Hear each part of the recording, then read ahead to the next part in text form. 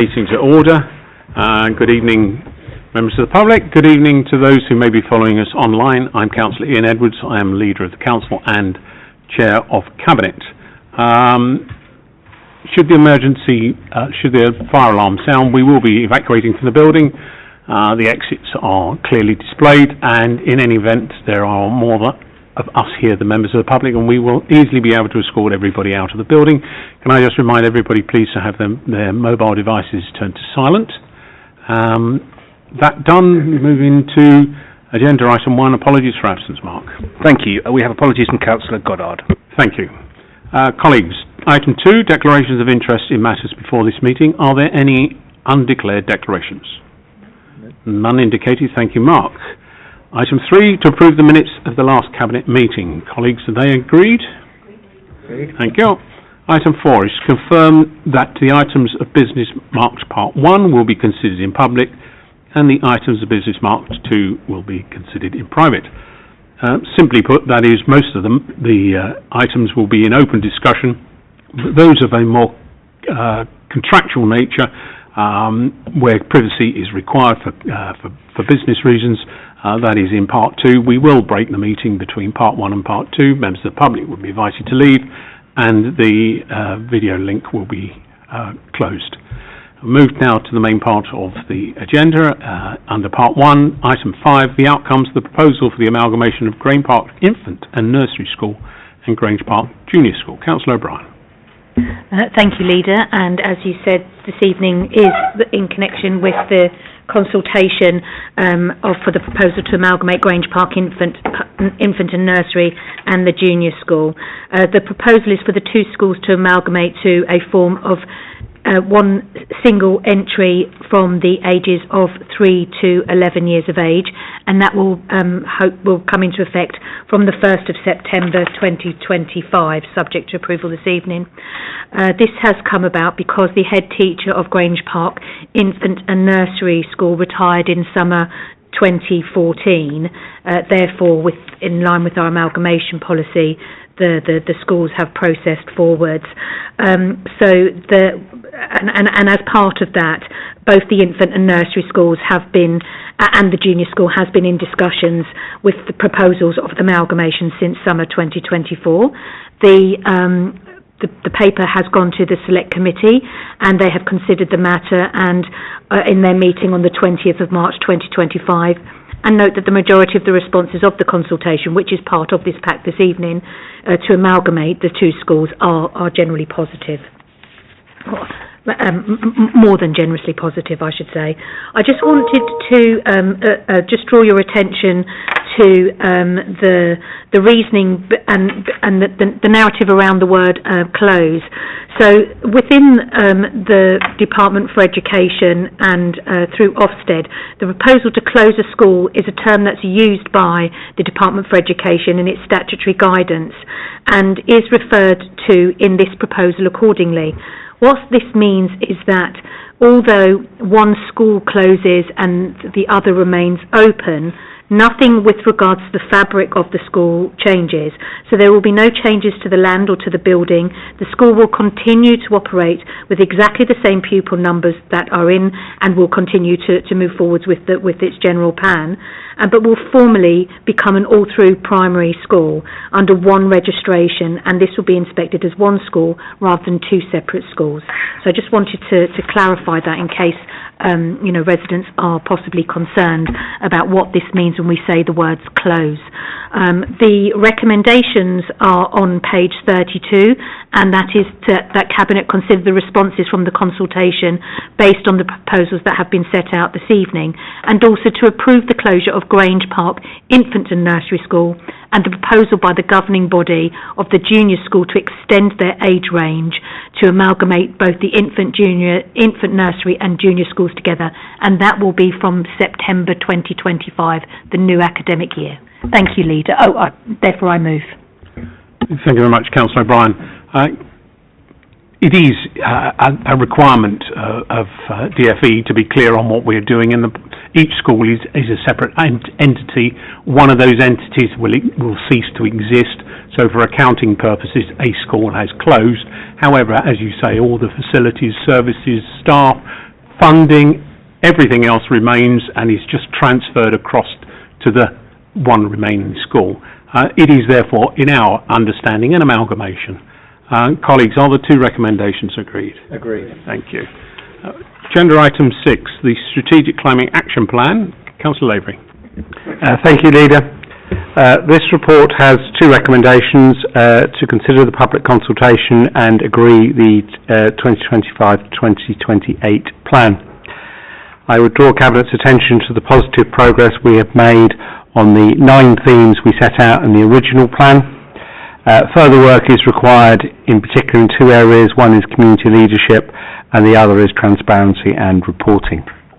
On a positive note, the Council has achieved a 54% reduction in carbon emissions from the 2020 baseline, and also has undertaken impressive work, and in particular within this building, where under the public sector decarbonisation project, the actual emissions from this building should reduce by some 50% when the work here is completed. Great credit to officers in getting a very substantial grant funding to aid the funding of this project, and I need to place on public record my thanks to Gary Pentecost and his team for the excellent work they have carried out in this building. And if I may add a plug for something else I do on a library that will open tomorrow. Other things worthy of note: progress has been made on food waste, flood prevention and in green spaces, including tree planting. On page 74 of the report, there are references to initiatives going forward, including potential solar farms. In conclusion, the plan gives a clear picture of the work to date and the future direction of travel, and my thanks to Ian Thine for his work in pulling this together. I move the recommendations. Thank you very much. And this, for me, the action plan contains some very interesting information. It is something that I hope the public do take note of. We have made some great strides as a council in reducing our own footprint, and we must thank the government for the funding they have provided that's assisted us. And I also recognise that we have been one of the largest beneficiaries of those grant fundings in achieving it. I also add my thanks to the officers. They've done a sterling work in bringing forward new technologies of the scale not previously been implemented elsewhere, and everything seems to be working well, and my office is now a reasonable temperature, which is a good sign of progress, it has to be said. Colleagues, are those two recommendations agreed? Agreed. Thank you. Agenda item 7, the Highways Improvement Programme. Councillor Tuckwell. Thank you, Leader. Cabinet colleagues, I draw your attention to agenda item 7 this evening that is set out on pages 153 to 159 of the agenda bundle. The Highways Improvement Programme for 25-26 is a key initiative that underscores our commitment to putting residents first by ensuring that we maintain and enhance Hillingdon Highways infrastructure. Our road network is one of the borough's most valuable assets, essential for residents, businesses and emergency services. This report sets out a strategic, data-driven approach to prioritising maintenance and improvement works, ensuring that our highways remain safe, accessible and fit for purpose. The programme has been developed using detailed condition assessments, resident feedback and operational priorities to direct investment where it is most needed. Despite the financial challenges facing all local authorities, Hillingdon Council continues to provide significant investment to our highways infrastructure. The plan set out in the report demonstrates a significant investment of £12.15 million that is designed to maximise efficiency, deliver high quality outcomes and reduce long-term maintenance costs. I draw Cabinet's attention to the 6 recommendations set out on page 154, which provide a framework for delivering this programme in a structured and cost-effective manner. I therefore move all 6 recommendations outlined on page 154 for Cabinet approval. Thank you very much, Councillor Tuckwell. This is a good piece of work. I was at the Residents Association meeting last night and knew that I would be challenged on it. And in preparation, officers advised me of the number of miles of pavement we had, which is quite remarkable when you consider that we have, as good as damn it, Land's End to John O'Groats in pavement. And to be able to maintain that and keep it to the standard we do for the sum of money that we have available, I speak very highly of our administration and our management of this and our focus on putting our money where it is needed most. I'm delighted that you're including in here the transparency. One of the feedback we do get from residents is that they would like their street done and don't understand why it isn't. And if we are more transparent with our grading and the assessment, and people can understand other streets are in greater need, they tend to be more accepting. So I'm very pleased to see that transparency being committed to under recommendation 6. Colleague, are these 6 recommendations agreed? Agreed. Thank you. Agenda item 8, the Air Quality Action Plan. Councillor Lavery. Thank you, Leader. The report before you is for a pre-consultation review with the GLA, which will then be followed by a public consultation, leading to a new plan being adopted from 2025 to 2030. The report has 3 recommendations on the top of page 156. The report shows we have made progress in reducing air pollution when measured against UK national targets, although we do remain above WHO guidelines. I would caution for some of the data, in particular where it is the pollutants are from traffic for recent years, because these will need to be viewed both in the light of the COVID period, which reduced travel, and the impact of post-COVID changes in working practices, which are also changing travel. Of particular relevance to us, we are, whilst not absolutely required to, we are now going to monitor ultrafine particles because these particularly come from aviation fuel and are therefore relevant in relation to Heathrow, and in particular any proposed expansion plans at Heathrow. We do hold some 3.8 million in S106 for air quality projects, and projects will be brought forward to use this money to benefit residents. I move the recommendations. Thank you very much, Councillor Lavey. I know that residents, particularly in the south of the borough, will be reassured by the inclusion of the ultrafine particulates.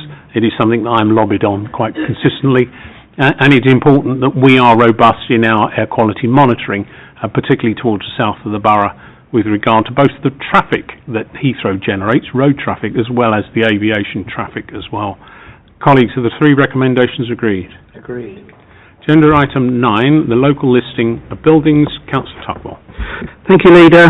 Cabinet colleagues, I draw your attention to agenda item 9 this evening as set out on pages 221 to 242 of the agenda bundle that also include appendices 1 to 4. Hillingdon's built environment reflects a rich and evolving history with numerous structures contributing to the borough's unique character. The local list of buildings of architecture and historical importance seeks to recognise and preserve properties of significant cultural value that may not meet the national criteria for statutory listing, but nonetheless warrant protection at local level. This update to the local list ensures that buildings of merit continue to be acknowledged for their contribution to Hillingdon's heritage. A key site under consideration this evening is the Old Orchard Inn in Ruislip, as outlined in recommendation 2. The Orchard has a proud history of being a gathering place for RAF personnel stationed in nearby military bases, providing a social hub for service members and the wider community.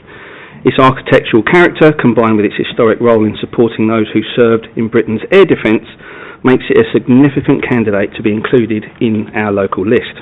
The Old Orchard Inn demonstrates how local landmarks have both historical and social importance, contributing to Hillingdon's distinctive identity. The other site contained in this evening's report is the former telephone exchange in Hayes. This site is recommended to be deferred for inclusion on the local list as outlined in recommendation 3. Whilst the telephone exchange has historical significance, particularly in relation to its role in communications infrastructure, further research and analysis is required. Considerations that account for the unique design, internal layout, structural integrity and redevelopment potential mean a final decision on its inclusion must be carefully assessed. I would like to note the results of the public consultation as summarised in Appendix 4. There is a clear demonstration of the value that our residents place on our local heritage. With over 1,000 responses received, this strong level of engagement reflects the community's pride in Hillingdon's identity. The feedback has been carefully considered and has helped shape the recommendations before Cabinet this evening. As ever, Hillingdon Council remains committed to celebrating our rich history whilst continuing to put residents first in the decisions that we take. In concluding, I draw Cabinet's attention to the 4 recommendations set out on pages 222 that demonstrate how Hillingdon's local list serves as a vital tool in protecting our borough's architectural legacy whilst balancing conversation with responsible growth. I therefore move all 4 recommendations on page 222 for Cabinet approval. Thank you. Thank you very much, Councillor Tutwell. This is a good news story. Colleagues, of the 4 recommendations agreed? Thank you. Thank you. Agenda item 10, the Public Spaces Protection Order. Councillor Lavery. Thank you, Leader. This item is returning to Cabinet for adoption following public consultations. The public consultations supported the proposals as set out. The report has 4 recommendations on page 238, including the Equalities Impact Assessment, which officers have carried out. There's some minor amendments to the final text to include specific reference to e-bikes and e-scooters, because these have appeared since we last did a public protection order, and there's some minor technical changes to wording to comply with legal definitions. I move the recommendations. Thank you very much, colleagues. This is members of the public. Our public spaces protection orders last for 3 years. This is an early review taking on some learning and some adjustment. This is effectively about rolling it forward but slightly modernising it and tweaking it. Are the 4 recommendations agreed? Agreed. Thank you. Agenda item 11 is a report that we provide to give a little bit more background on those items that we are going to discuss in part 2. But before we move to part 2, I'll just invite Councillor Lavery to speak a little bit about one of the items, which is our golf courses. Councillor Lavery.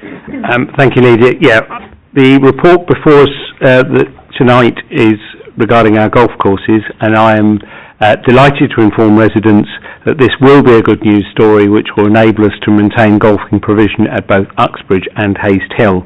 And more importantly, the excellent work of the officer team has given us almost a £500,000 benefit to our budget, both from eliminating the subsidies we were providing when we were operating these courses, together with the rents we will now achieve.